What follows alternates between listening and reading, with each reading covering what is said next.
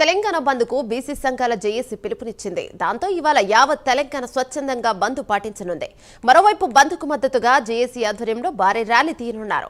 ప్రజలంతా స్వచ్ఛందంగా బంద్ పాటించాలని బీసీ జేఏసీ పిలుపునిచ్చింది. 42% రిజర్వేషన్లు సాధించేదాకా పోరాడతామని బీసీ జేఏసీ ప్రకటించింది. బీసీ సంఘాలు ప్రకటించిన బంద్కు ఎస్సీ, ఎస్టీ, అంబేద్కర్ సంఘాల ప్రతినిధులు సైతం మద్దతు పలికారు.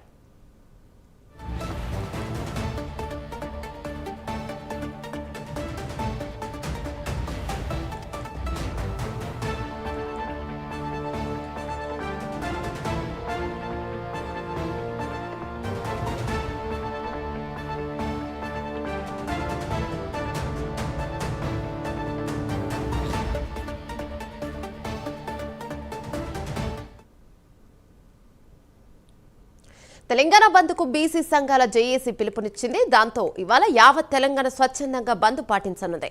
మరోవైపు బంద్కు మద్దతుగా జేఏసీ ఆధ్వర్యంలో భారీ ర్యాలీ తీయనున్నారు. ప్రజలంతా స్వచ్ఛందంగా బంద్ పాటించాలని బీసీ జేఏసీ పిలుపునిచ్చింది. 42% రిజర్వేషన్లు సాధించేదాకా పోరాడతామని బీసీ జేఏసీ ప్రకటించింది. బీసీ సంఘాలు ప్రకటించిన బంద్కు ఎస్సీ, ఎస్టీ, అంబేద్కర్ సంఘాల ప్రతినిధులు సైతం మద్దతు పలికారు. ఇక ఇదే అంశంపై మరింత సమాచారం మా ప్రతినిధి నాగేంద్ర లైవ్ ద్వారా అందిస్తారు. రైట్ నాగేంద్ర, చెప్పండి, ఇక బంద్ ఎలాగ జరగబోతుందని అంటారు? ఎందుకంటే అక్కడ ఎస్సీ, ఎస్టీ సంఘాలు కూడా ఇటు మద్దతు ఇవ్వబోతున్నాయి కదా.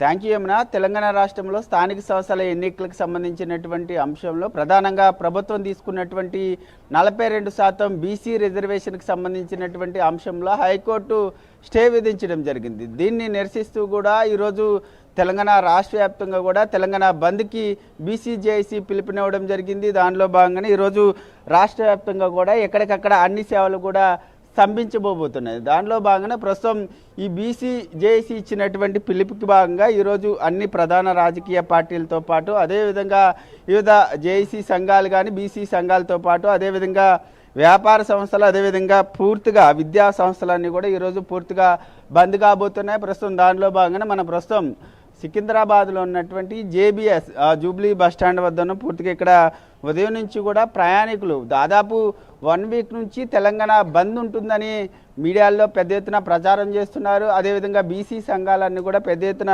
మీడియా సమావేశాలు ఏర్పాటు చేసి మరీ చెప్తున్నప్పటికీ ఈరోజు తెలంగాణ బంద్ సందర్భంగా ఎక్కడికక్కడ రాష్ట్రంలో ఉన్నటువంటి ఆర్టీసీ బస్సులన్నీ కూడా డిపోలకే పరిమితం కాబోతున్నటువంటి తరుణంలో ప్రయాణికులంతా కూడా, ఎందుకంటే దివాళీ సెలబ్రేషన్స్ వరుసగా 3 రోజులు హాలిడేస్ వస్తున్నాయి. ఈ నేపథ్యంలో ప్రతి ఒక్కరు కూడా ఆ నగరం నుంచి తమ పల్లెలకు పయనమవుతున్నటువంటి దృశ్యాలు ఉన్నాయి. మరొకవైపు తెలంగాణ బంద్ కారణంగా ఆర్టీసీ బస్సులన్నీ కూడా స్తంభించడంతో మొత్తం ప్రయాణికులంతా కూడా తీవ్ర ఇబ్బందులు పడుతున్నటువంటి దృశ్యాలన్నింటిని కూడా మనం ప్రస్తుతం జేబీఎస్ బస్టాండ్లో చూస్తున్నటువంటి పరిస్థితి ఉంది. ఎందుకంటే ఒకవైపు అధికార పార్టీ అయినటువంటి కాంగ్రెస్ పార్టీ కానీ బీజేపీ కానీ బీఆర్ఎస్ కానీ ఇతర ప్రధాన రాజకీయ పార్టీలన్నీ కూడా పూర్తి స్థాయిలో ఈ జేఏసీ ఇచ్చినటువంటి పిలుపుకి పూర్తి స్థాయిలో మద్దతు పలుకుతున్నటువంటి నేపథ్యంలో ఆర్టీసీ బస్సులన్నీ కూడా స్తంభించబోతున్నటువంటి తరుణంలో ప్రయాణికులు తీవ్ర ఇబ్బందులు ఎదుర్కొనేటటువంటి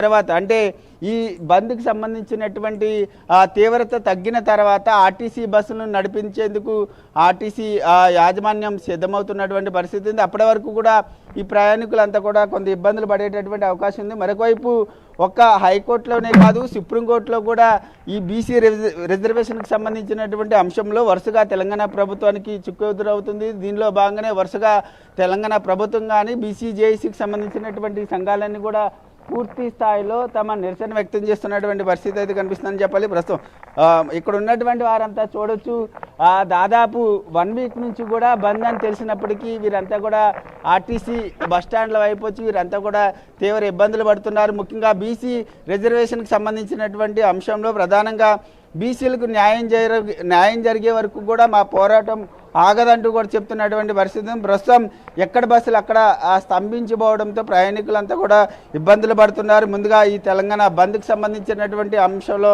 ఆర్టీసీ కానీ అదేవిధంగా ఇతర ఏ సంస్థలు కూడా మాకు అంతగా చెప్పలేదు కాబట్టి ఈ బంద్కి సంబంధించినటువంటి అంశంలో మాకు అవగాహన లేదంటూ కూడా కొంతమంది చెప్తున్నటువంటి పరిస్థితి అయితే కనిపిస్తుంది.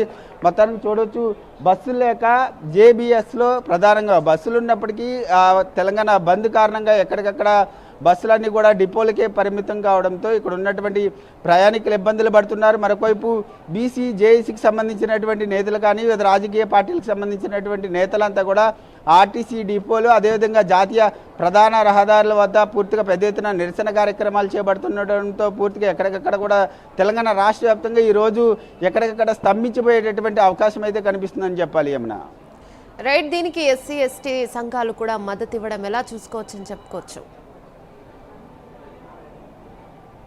ముఖ్యంగా ఈ బీసీ రిజర్వేషన్కి సంబంధించినటువంటి అంశంలో ఒక్క బీసీ సంఘాలే కాదు, ముఖ్యంగా ఇతర కులస్తులైనటువంటి ఎస్సీ ఎస్టీలకు సంబంధించి కానీ అదేవిధంగా ఓసీకి సంబంధించినటువంటి ప్రతి ఒక్కరు కూడా ఈ బీసీ రిజర్వేషన్కి సంబంధించినటువంటి అంశంలో పూర్తి స్థాయిలో మద్దతు తెలుపుతున్నారు. అదేవిధంగా తెలంగాణ బంద్కి పిలుపునిచ్చినటువంటి జేఏసీకి వాళ్ళు పూర్తి స్థాయిలో మద్దతు తెలపడంతో పాటు వారు చేపడుతున్నటువంటి అన్ని కార్యక్రమాలకు కూడా హాజరవుతున్నటువంటి పరిస్థితి కూడా కనిపిస్తుంది. ముఖ్యంగా ఎందుకంటే ఒకవైపు ప్రభుత్వం చేస్తున్నటువంటి 42% బీసీ రిజర్వేషన్కి సంబంధించినటువంటి అంశంలో ఒకవైపు హైకోర్టులో కానీ మరొకవైపు సుప్రీంకోర్టులో కానీ వరుసగా ఎదురు దెబ్బలు తగులుతున్నటువంటి నేపథ్యంలో ఎట్టి పరిస్థితుల్లో కూడా న్యాయపరమైనటువంటి బీసీ రిజర్వేషన్ సాధించే వరకు మేము పోరాటం చేస్తూనే ఉంటామంటూ కూడా జేఏసీ చెప్తుంది. మరొకవైపు అదే స్థాయిలో ప్రభుత్వం కూడా బీసీలకు న్యాయం చేసే వరకు మా ప్రభుత్వం వెనక్కి తగ్గేది లేదు, అవసరమైతే సుప్రీంకోర్టు కానీ హైకోర్టు కానీ మళ్ళీ అక్కడ పిటిషన్లు వేస్తాము, న్యాయపరమైనటువంటి వాటా దక్కించుకునే వరకు కూడా వారికి బీసీలకి న్యాయపరమైనటువంటి వాటా ఇచ్చే వరకు కూడా మా ప్రభుత్వం కూడా వెనక్కి తగ్గదంటూ కూడా ఒకవైపు కాంగ్రెస్ ప్రభుత్వం చెప్తున్నటువంటి పరిస్థితి ఉంది. మరొకవైపు ఆర్ కృష్ణ బీసీ జేఏసీకి సంబంధించినటువంటి నేతలు ఆర్ కృష్ణ కానీ బీసీ సంఘాలకు సంబంధించినటువంటి ఇతర నేతలంతా కూడా ఈరోజు రాష్ట్ర వ్యాప్తంగా పెద్ద ఎత్తున నిరసన కార్యక్రమాలు చేపట్టడం కానీ అదేవిధంగా బీసీ రిజర్వేషన్కి సంబంధించినటువంటి అంశంలో ప్రతి ఒక్కరు కూడా మాకు కలిసికట్టుగా ముందుకు రావాలంటూ కూడా వారు కోరుతున్నటువంటి నేపథ్యంలో తెలంగాణ రాష్ట్ర వ్యాప్తంగా ఈరోజు ఎక్కడికక్కడ ఆర్టీసీ సేవలు కానీ వ్యాపార సముదాయాలు కానీ అన్ని పూర్తి స్థాయిలో అన్ని స్తంభించిపోయేటటువంటి అవకాశాలు ఎక్కువగా కనిపిస్తున్నాయని చెప్పాలి. ఏమన్నా రైట్, థ్యాంక్ యూ నాగేంద్ర.